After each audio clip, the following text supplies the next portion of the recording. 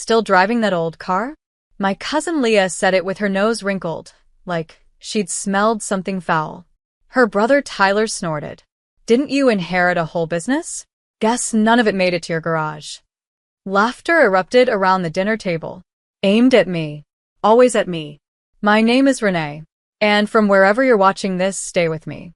Have you ever been underestimated so deeply that your success felt like betrayal to the people who should have celebrated you?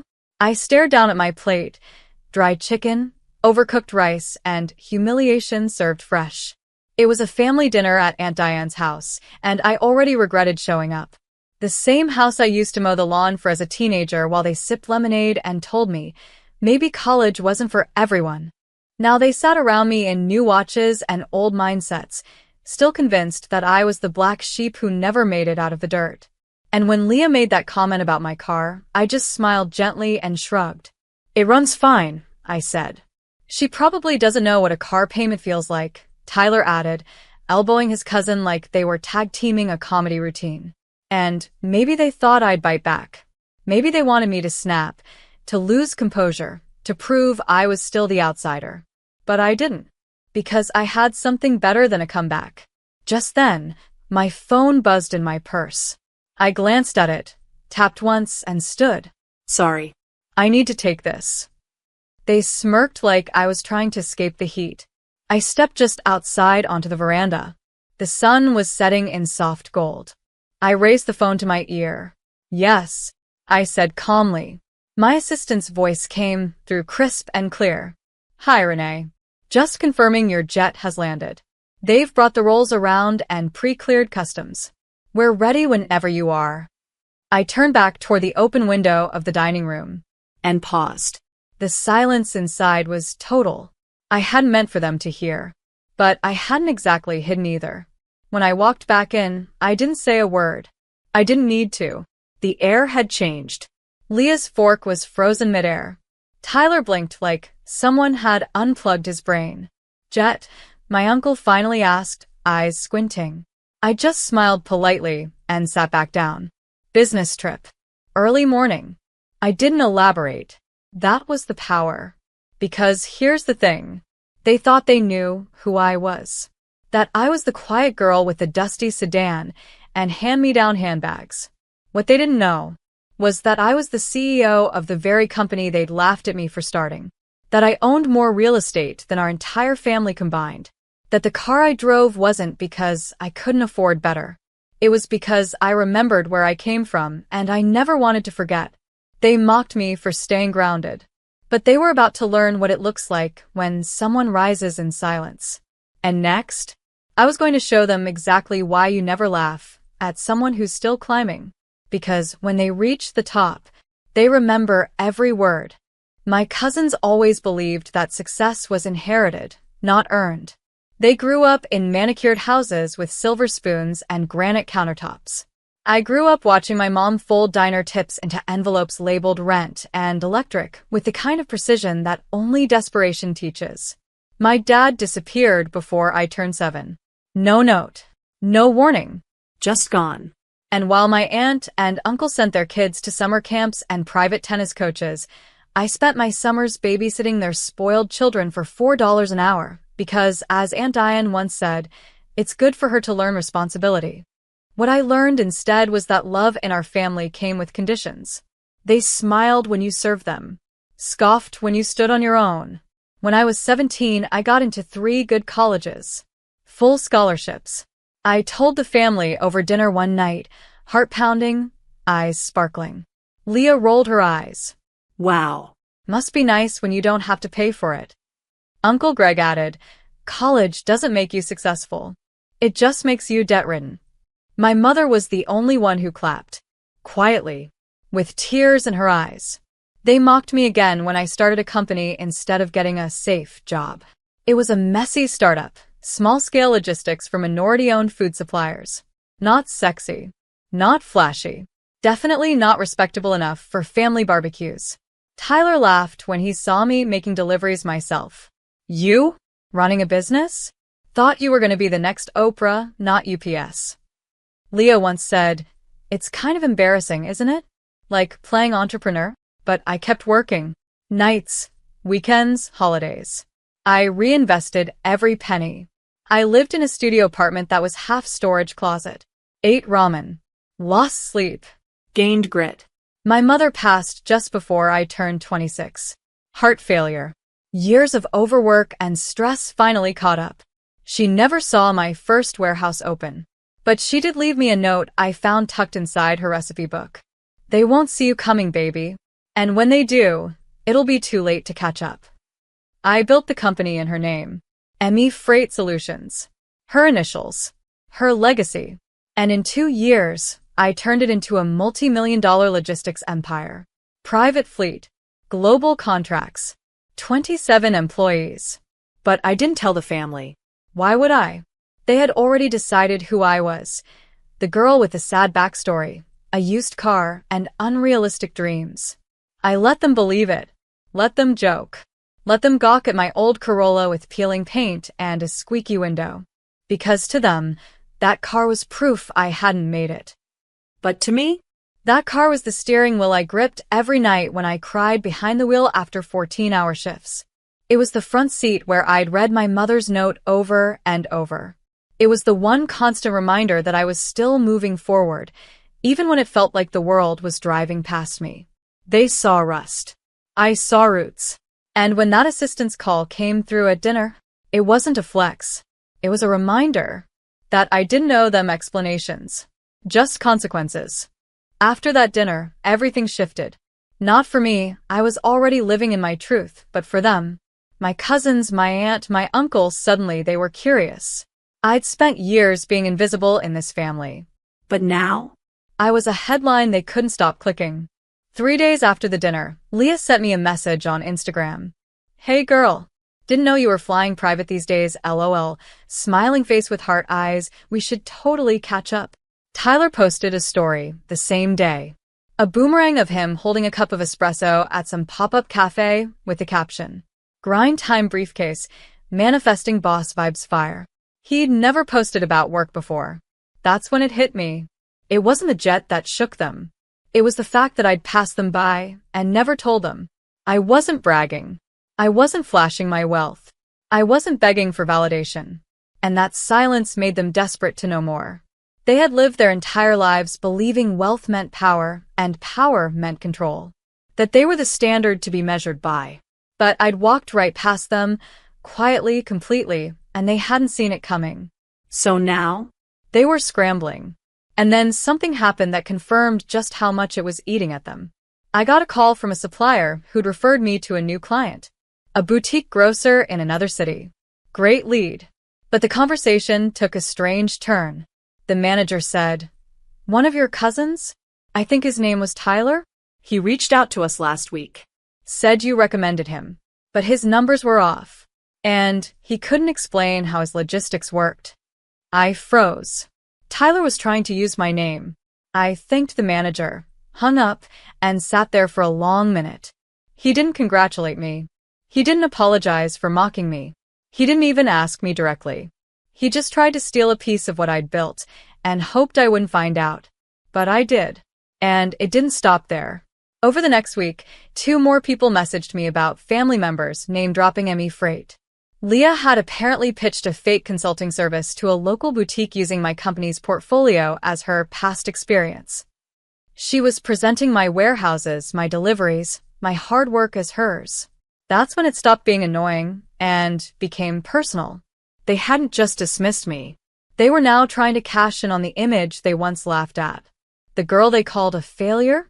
Now, suddenly, she was their golden ticket. But they'd forgotten something important. You can't steal from someone who's already 2 steps ahead. So I started tracking everything. Screenshots, emails, voice notes, fake invoices. Not to retaliate, to prepare. Because I knew exactly how this story ended. They wanted to wear my success like a costume. But I was about to show them the price of pretending to be someone you once tried to bury. They played small games. I was about to make a big move. And the only thing better than rising is rising while they're still trying to figure out how you did it. I could have called them out publicly. Could have embarrassed them the way they tried to embarrass me all my life. But that would have given them something they didn't deserve. Attention. Instead, I chose something quieter, sharper, more permanent. First, I called my legal team. Emmy Freight had a small but powerful legal department. Two brilliant women who had seen this kind of thing before. I laid it all out. The name-dropping, the fake pitches, the way Leah and Tyler were using our brand to sell themselves to clients. My team moved fast. Cease and desist letters were drafted within hours. But I didn't send them. Not yet. I wanted to watch them dig deeper first. So I played dumb. I replied to Leah's Instagram message. Sure. We should catch up soon. Let me know when you're free. She bit instantly. Within a day, she invited me to coffee. Just us girls. We met at a trendy cafe, where she wore designer shades and talked like we were old friends who hadn't been emotionally distant for 2 decades. She asked questions. Too many. So, what's your average profit margin? What kind of software do you use for scheduling? Are your trucks diesel or hybrid? Just curious. I smiled through all of it, gave vague answers, watched her brain spin behind her fake lashes. Then she said it. Tyler and I are thinking of starting something similar. You'd be so proud. We even mocked up a little proposal. Wanna see?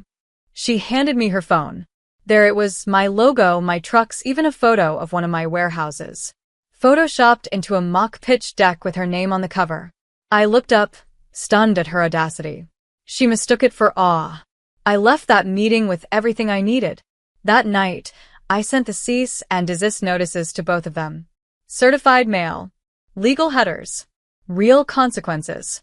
I didn't write them myself, but if I had, they would have started with, "You should have thought twice before mocking the woman whose playbook you're now trying to plagiarize." The next day, I filed formal trademark infringement notices. My company's brand, its name, even the color palette, fully protected. Their fake documents were now grounds for action. But the most satisfying piece of the puzzle? I called the boutique grocer Leah had pitched. And I booked them myself. Offered them better rates. Quicker turnaround. A dedicated liaison.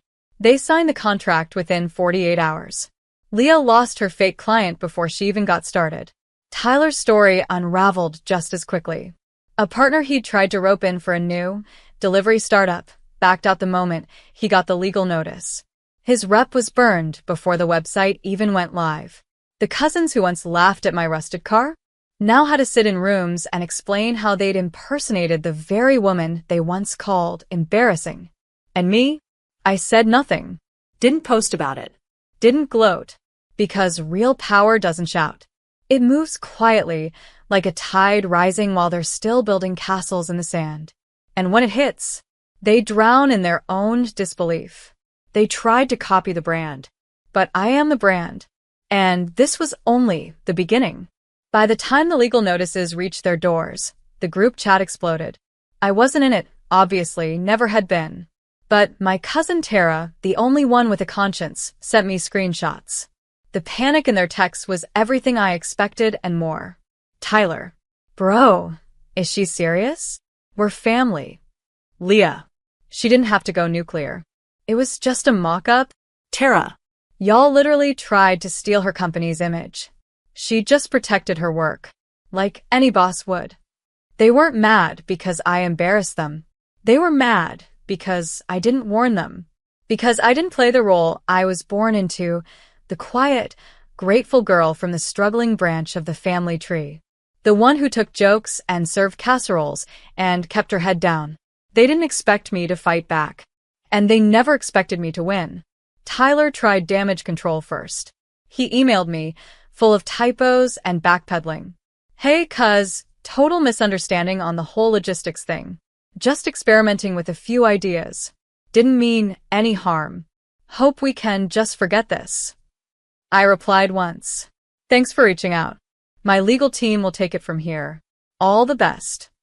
No smiley face. No warmth. Just corporate precision. Leah went silent. Not a single word. But a week later, I heard through the grapevine she'd canceled a brunch business meeting with 3 boutique owners because her name was now flagged for misrepresentation. One of them was my client now. Meanwhile, my actual business? Thriving. Our expansion was ahead of schedule. I just signed a deal with a luxury food brand for a 5-year transport partnership.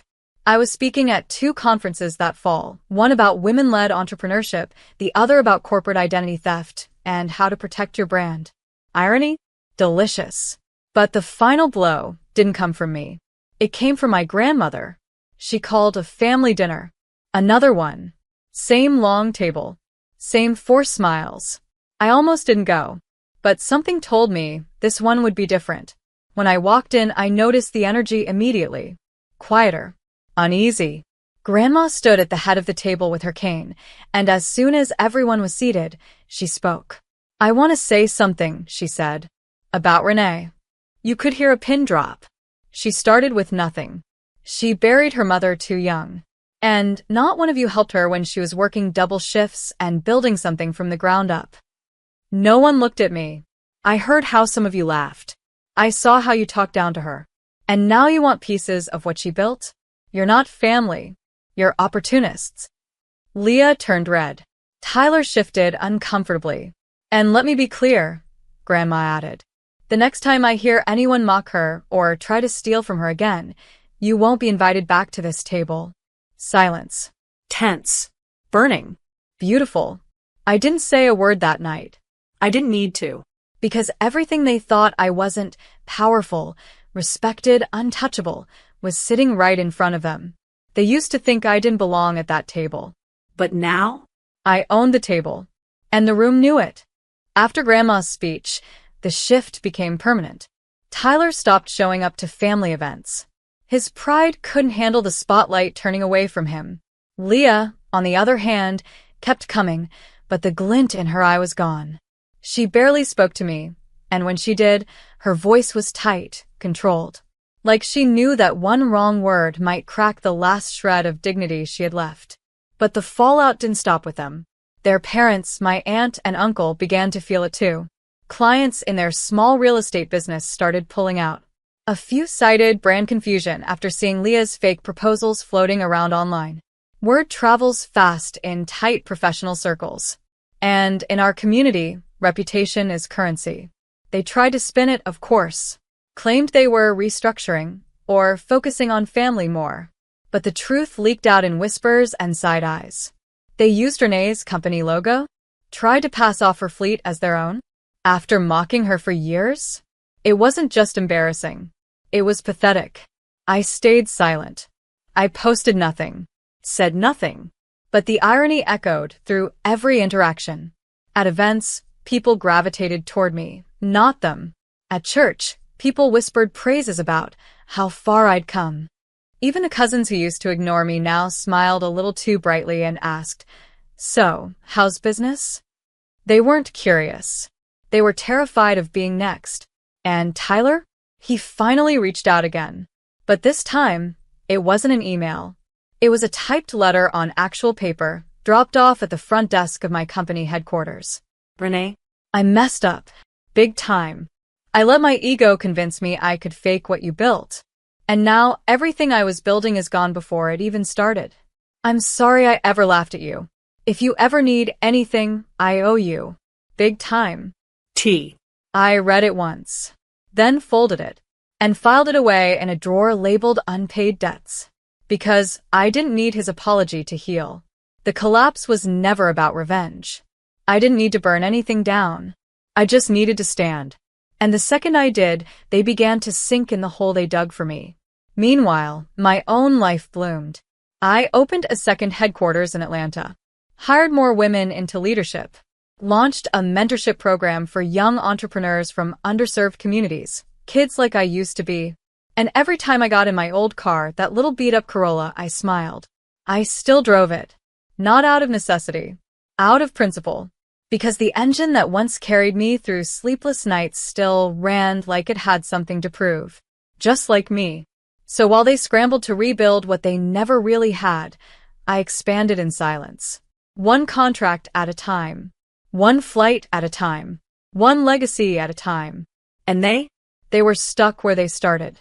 Mocking shadows. Watching the girl they underestimated become the woman they couldn't reach. 6 months later, I stood in the hangar beside my private jet as the wind whipped through my coat and my assistant checked her clipboard with precision. Across the tarmac, a team of new hires unloaded product samples headed to our partners overseas. From a beat-up Corolla to a fleet of trucks and air freight? Yeah, we had come a long way. But my rise wasn't built on revenge. It was built on memory. I remembered the nights my mother cried silently at the kitchen table when rent was due.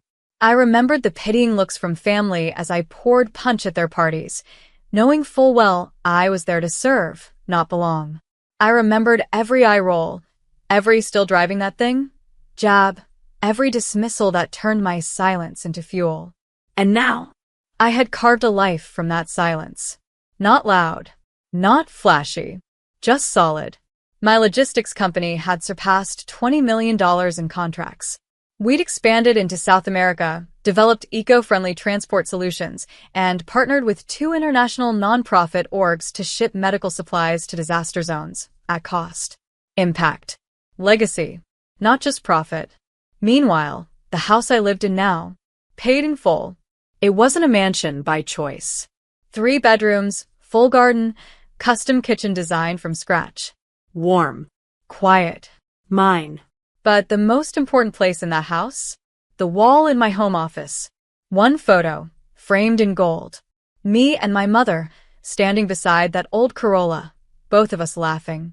She was holding a manila envelope labeled incorporation papers. She never lived to see the company take off. But she saw the beginning. And that's what mattered. Once a month, I host a dinner. Not for family. For the women I mentor. Young, fierce, underestimated women who remind me of myself at 19. They come with ideas, notebooks, nervous laughs. I watch them closely, how they talk about their dreams with disclaimers, like they've been told to be realistic too many times. And I tell them the same thing every time. They'll laugh at your rust. They'll roll their eyes at your silence. But when your jet lands, they'll pretend they were cheering all along. At one of those dinners, Tara, my one cousin who never turned her back, pulled me aside. "You know," she said, "they still talk about you. Whisper your name like a warning." I smiled. "Good," I said. Because I wasn't their cautionary tale anymore. I was the consequence. And as I sipped my wine that night, surrounded by laughter, hope, and the hum of futures being built, I realized something. Success isn't just measured in dollars. It's measured in who you lift with you, in how you rise without stomping and teach others how to climb. They tried to mock me into silence. Instead, they watched me turn that silence into a platform. And now, they're still sitting at that dinner table, while I'm rewriting the menu. A year to the day after that infamous family dinner, Aunt Diane hosted another one. Same table, same roast chicken, same crystal glasses clinking under dim lighting. But this time, I didn't sit at the far end, waiting to be acknowledged. I wasn't even planning to go. I had a ticket booked for Tokyo, business class, not private jet this time. I liked to remind myself what it felt like to move among people instead of above them. But Grandma called the night before. "Come." Not for them. For me. So I did. I wore the same coat they once called plain. Minimal makeup. No jewelry. Just me, still and solid. When I walked in, the room stilled. Leah glanced up from her phone. Tyler looked down at his plate. Uncle Greg offered a stiff nod. Aunt Diane tried her usual smile. "Look who made it." I smiled back, gentle but unreadable. We ate in near silence. No one mocked my car. No one asked about my business. But not out of respect. Out of fear. Because they knew I wasn't the story anymore. I was the ending. After dessert, Grandma stood. "I just want to say something," she said, voice trembling but proud. "A year ago, someone at this table made a joke. A joke they thought was harmless. About an old car. About a young woman. And today, that woman has done more for this family's name than anyone here." Everyone went still. She turned to me. "Renee, I'm proud of you. Not because you're rich, but because you remembered who you were when they tried to make you forget." I blinked back tears. And for the first time in a long time, I felt seen. After dinner, I walked to the driveway. My old Corolla still parked right where I left it. A dent near the back, faded hood, engine still humming like a fighter. Leah passed me on her way out. She looked at the car, then at me. "You still driving that thing?" she asked, no laughter this time. Just genuine disbelief. I turned slowly. "No," I said. She blinked. "I choose to drive it." Her mouth opened slightly, but no words came. I got into the driver's seat, rolled the window down. "You mocked me for staying grounded," I said softly. "But you know what the sky teaches you when you fly alone?" She stayed silent. "That not everyone deserves to rise with you." Then I drove off. And as I turned the corner, I felt a strange peace. Because I hadn't destroyed them. I didn't need to. They were living in the ruins of their own arrogance. While I was flying. Not because of spite, but because I built wings from the very rust they laughed at. They mocked the car. But the car never broke down. I didn't either. And the silence that followed my takeoff was the sound of them realizing they never saw the driver coming.